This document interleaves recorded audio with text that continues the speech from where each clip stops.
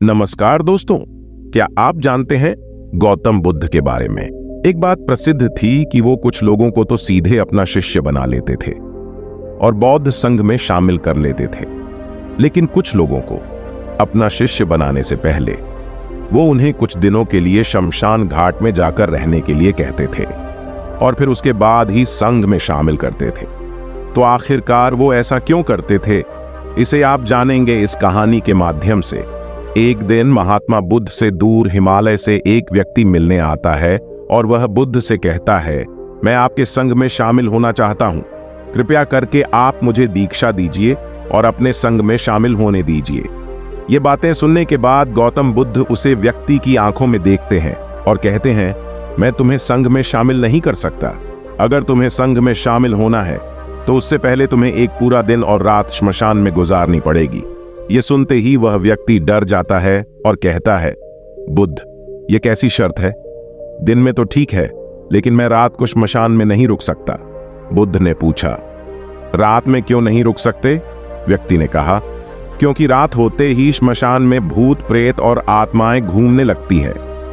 बुद्ध ने पूछा, क्या तुमने कभी किसी भूत प्रेत या आत्मा को अपनी आंखों से देखा है?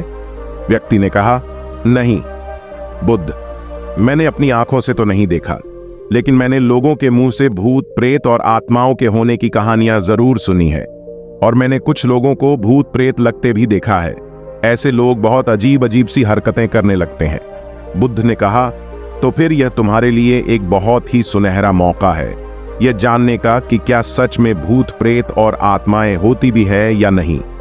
व्यक्ति ने कुछ देर तक सोचा, फिर कहा, ठीक है बुद्ध, अगर आपकी यही शर्त है तो एक पूरे दिन और एक पूरी रात के लिए मैं श्मशान में रुक जाऊंगा। इसके बाद वह व्यक्ति बुद्ध से आज्ञा लेकर अपने घर वापस चला जाता है। सुबह होते ही व्यक्ति फिर बुद्ध के पास आता है और श्मशान जाने की आज्ञा मांगता है। बुद्ध ने कहा, ठीक है, तुम श्मशान जा सकते हो, लेकिन एक बात का ध्यान रखना, पूरे दिन और रात में तुम जो कुछ भी वहां देखोगे या जो भी घटना तुम्हारे साथ वहां घटेगी, वो सब कुछ तुम मुझे आकर बताओगे। उसने कहा, ठीक है, मैं आपको बता दूंगा।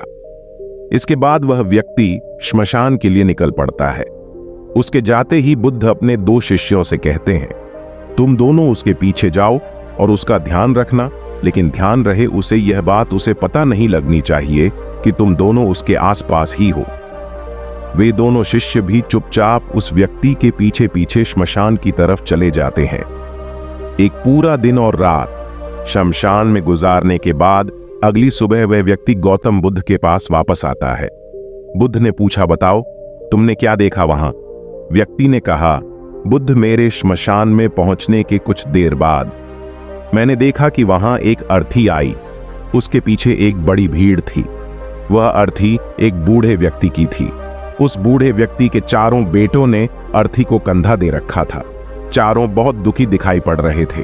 वही अर्थी के पीछे चलने वाले कुछ लोग बातें कर रहे थे कि अच्छा इंसान था बेचारा, लेकिन अब नहीं रहा। वहीं कुछ लोग यह भी कह रहे थे कि अच्छा हुआ इसके साथ बेचारा बूढ़ा बिना किसी ज्यादा दर्द और पीड़ा के इस दुनिया से चला गया। इसी तरह और भी लोग उसके बारे में तरह तरह की बातें कर रहे थे। फिर उस बूढ़े को चिता पर लिटाया गया और उसके बड़े बेटे ने उस चिता को अग्नि दी। फिर सभी लोग वहीं पास के ही तालाब से नहाकर वहां से चले गए। उसके बाद मैं काफी देर तक वहीं बैठा हुआ उस जलती हुई चिता को देखता रहा।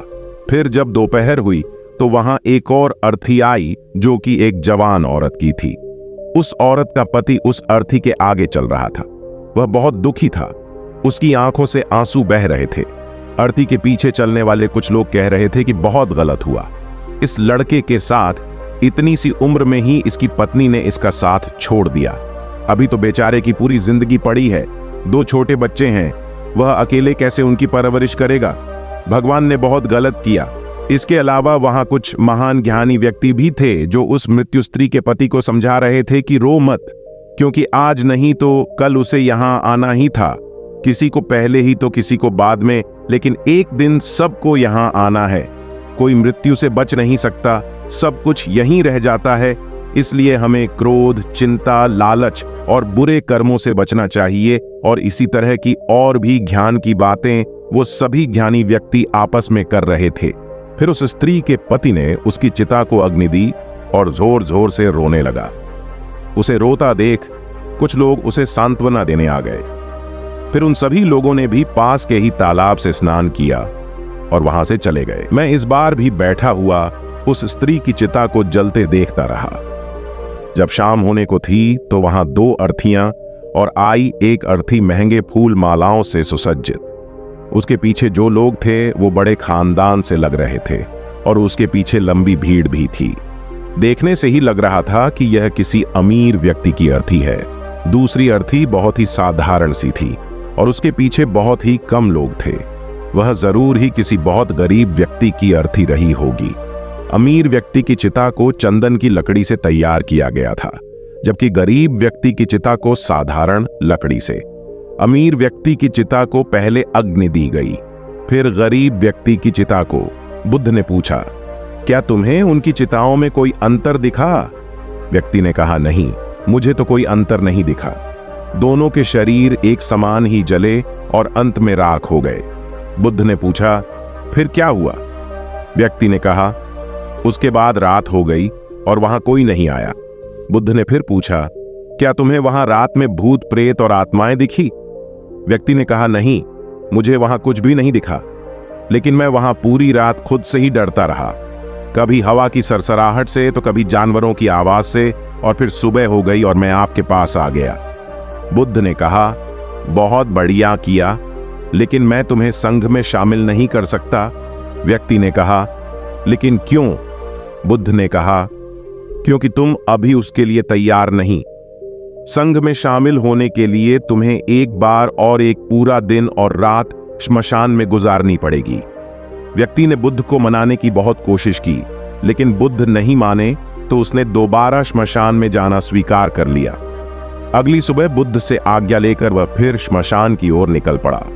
बुद्ध ने इस बार फिर उसे व्यक्ति की सुरक्षा के लिए उसके पीछे अपने 2 शिष्य फिर भेज दिए। 2 एक पूरा दिन और एक पूरी रात श्मशान में गुजारने के बाद वो फिर बुद्ध के पास आया। बुद्ध ने फिर वही प्रश्न किया, बताओ क्या देखा तुमने वहां? व्यक्ति ने कहा, बुद्ध, कल मेरे सामने 8 लोगों की चिंताओं को अग्नि दी गई और उन सब के साथ भी वही घटनाएं हुई जो मैंने पिछली बार आपको बताई थी कि बहुत से लोग रो रहे थे, कुछ उन्हें सांत्वना दे रहे थे और कुछ ज्ञानी व्यक्ति तरह तरह की बातें कर रही थे। लेकिन एक अलग चीज जो मैंने इस बार देखी वो ये थी कि कुछ मृत व्यक्तियों के शरीर के कुछ हिस्से जो ठीक से नहीं जल पाए थे, उन अधजले हिस्सों को चील, कौवे और जानवर नोच नोच कर खा रहे थे। कुत्ते कुछ हड्डियों को अपने साथ उठा ले गए। ये सब देखकर मुझे एक चीज का एहसास हुआ कि जिस शरीर को हम इतना महत्व देते हैं उसका अंत भी एक दिन इसी प्रकार होना है। व्यक्ति ने कहा, बुद्ध, अब तो मैं बौद्ध संघ में शामिल हो सकता हूं। बुद्ध ने कहा, नहीं, मैं अब भी तुम्हें संघ में शामिल नहीं कर सकता। व्यक्ति ने कहा, लेकिन बुद्ध, मैं तो आपके कही गई बात के अनुसार 2 बार शमशान में रहकर आ चुका हूं। अब तो आपको मुझे संघ में शामिल करना ही पड़ेगा। बुद्ध ने कहा, जिस महत्वपूर्ण चीज को देखने के लिए मैंने तुम्हें श्मशान भेजा था, तुम अब तक उसे नहीं देख पाए हो, इसलिए मैं तुम्हें संघ में शामिल नहीं कर सकता। और तुम जब तक श्मशान में वो नहीं देख लेते जिसके लिए मैंने तुम्हें वहां भेजा था, तब तक तुम संघ में शामिल नहीं हो सकते। ये सुनते हुए व्यक्ति फिर से आज्ञा लेकर अगली सुबह श्मशान की तरफ निकल पड़ता है। वह एक पूरा दिन और रात श्मशान में गुजारता है, लेकिन इस बार उसके अंदर अलग ही चमक आ चुकी थी। उसने वह घटना देख ली थी जो बुद्ध उसे दिखाना चाहते थे। अगली सुबह होते ही उसे बुद्ध के पास पहुंचने की जल्दी नहीं थी। वो अंदर से एकदम शांत और स्थिर हो गया था। उसके चेहरे पर गंभीरता आ गई थी। वह धीरे धीरे चलता हुआ गौतम बुद्ध के पास पहुंचा और उन्हें प्रणाम कर बिना कुछ बोले शांति से बैठ गया। बुद्ध ने फिर वही प्रश्न किया, क्या देखा तुमने वहां? व्यक्ति ने कहा, मैंने देखा कि 4 लोग मुझे अर्थी में लिटाकर शमशान की तरफ ला रहे हैं। लोग मेरी अर्थी के ऊपर फूल मालाएं फेंक रहे हैं। एक बहुत बड़ी भीड़ मेरी अर्थी के पीछे पीछे चल रही है। मेरे पिता, जो कि मेरी मौत से बहुत दुखी हैं, वो रोते हुए मेरी अर्थी के साथ चल रहे हैं। मेरा छोटा भाई भी मेरी मौत से बहुत दुखी है और रो रहा है। कुछ लोग मेरे भाई और पिता को समझा रहे हैं और उन्हें सांत्वना दे रहे हैं। कुछ लोग मेरी मौत से दुखी हैं और कुछ दुखी होने का दिखावा कर रहे हैं। भीड़ में से कुछ लोग बातें कर रहे हैं कि अच्छा इंसान था, अभी उम्र ही क्या थी बच्चे की, लेकिन भगवान ने इसे इतनी जल्दी बुला लिया।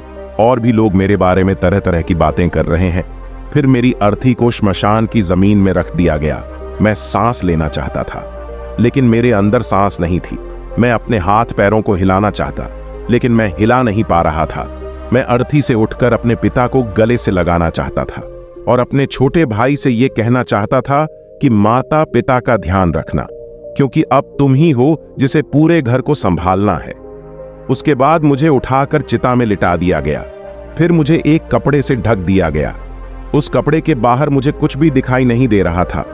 फिर मेरे ऊपर बहुत सी लकड़ियां रख दी गई। वो मुझे बहुत भारी लग रही थी। मैं उन्हें हटाना चाहता था। मुझे अंदर घुटन महसूस हो रही थी। फिर कुछ समय पश्चात मुझे गर्मी का आभास हुआ। मैंने देखा कि मेरे पूरे शरीर पे आग लग चुकी थी। मेरा पूरा शरीर किसी लकड़ी की भांति चल रहा था।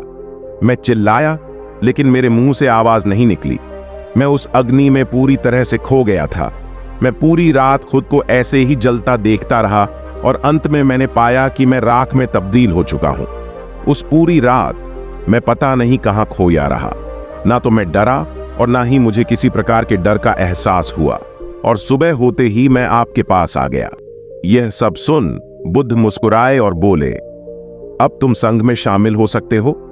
बुद्ध ने आगे कहा, जीवन को वही व्यक्ति समझ सकता है जिसने मृत्यु को समझ लिया हो। जैसे एक बीमार व्यक्ति ही स्वस्थ रहने के महत्व को अच्छे से समझ सकता है। वास्तव में गहरे ध्यान और साधना में उतरने के लिए अंदर ध्यान का बीज होना बेहद आवश्यक है, और वह ज्ञान का बीज कल रात तुम्हें वहां मिला।